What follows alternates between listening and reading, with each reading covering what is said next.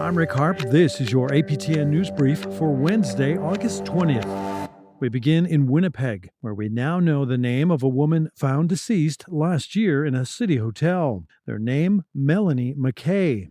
Released by the Mamaway Wichita Center with few other details, the center came forward just days after McKay's image was made public.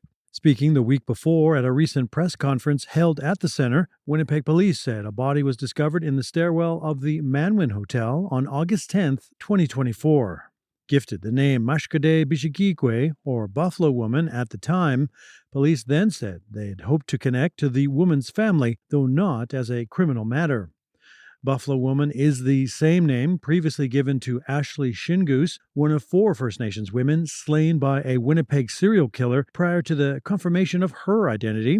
A Mamaway spokesperson said McKay's family contacted their center within 48 hours of a police sketch being shared. Sources tell APTN she comes from the Island Lake region in northern Manitoba.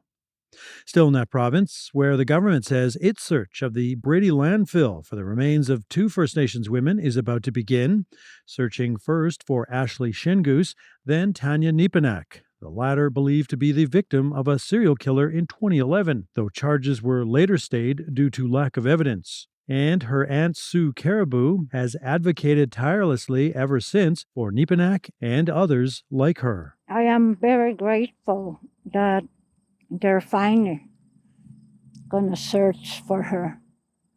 I came here to sing some songs for my loved one, Tanya, because we used to sing together, and I wanted to share the good news with her that Auntie Mom did it, that I fought over a decade, and I said, you knew I wouldn't give up on you, my girl. You know me. And they're going to come here and they're going to search for you, my girl. That's the news I wanted to share with her. They're going to search for her. And this time, don't give up till you bring both of the family's loved ones home. Turning to some disturbing video out of Port Alberni, British Columbia. You're being recorded. We got you on camera. Uploaded Sunday, it appears to show an RCMP officer beating a suspect during an arrest that same day. The video, viewed hundreds of thousands of times on social media, shows a pair of RCMP officers attempting to arrest a 33-year-old man in an alley. One Mountie can be seen striking the man multiple times with his knee, elbow, and fist. Nearby residents can be heard yelling at the officer to stop and control his anger. Hey, we see you!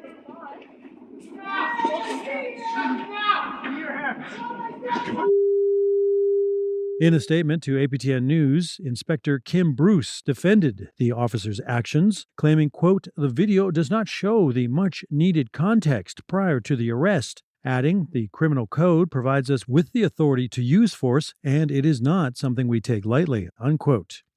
RCMP say they had been called to a local business to remove an unwanted man. When officers arrived on scene, they learned the man may have breached a release order. And with a man running down an alleyway, RCMP then gave chase.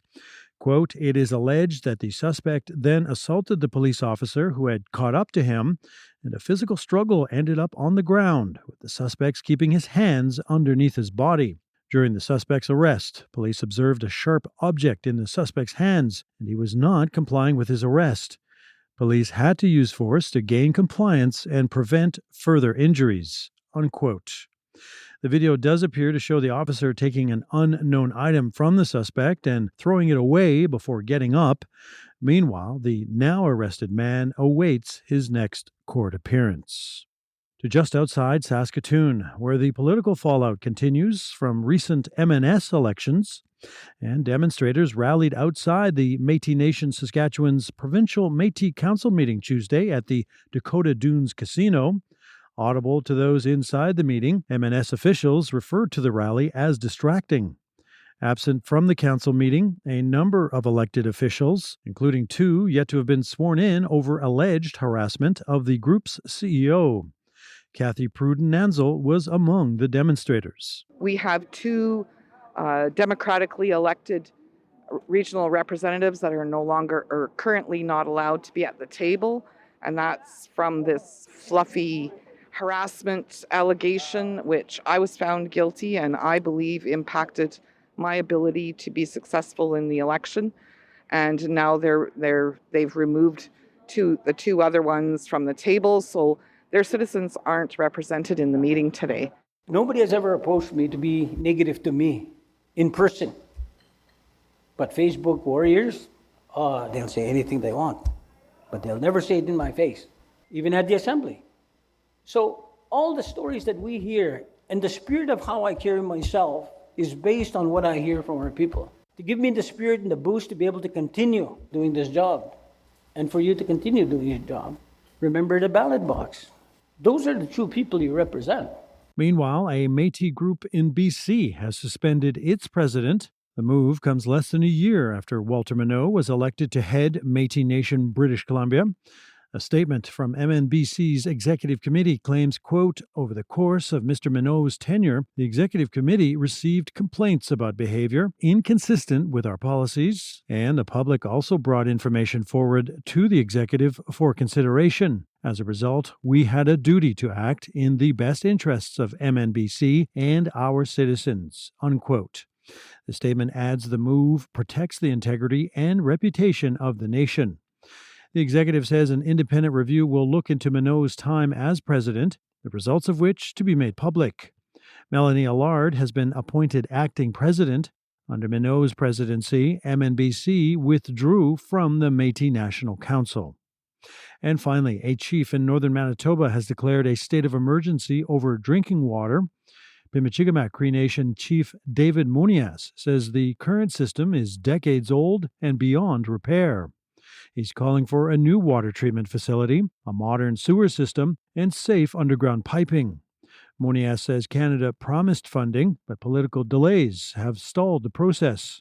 In a written statement, the Pimichigamak chief says the issue is a basic human right. Quote, the federal government must honor its responsibility and act now. When you talk of projects of national interest, then deal with this one first. Our people should not have to beg for clean water in 2025, unquote. And that's your APTN News Brief for Wednesday, August 20th. I'm Rick Harp.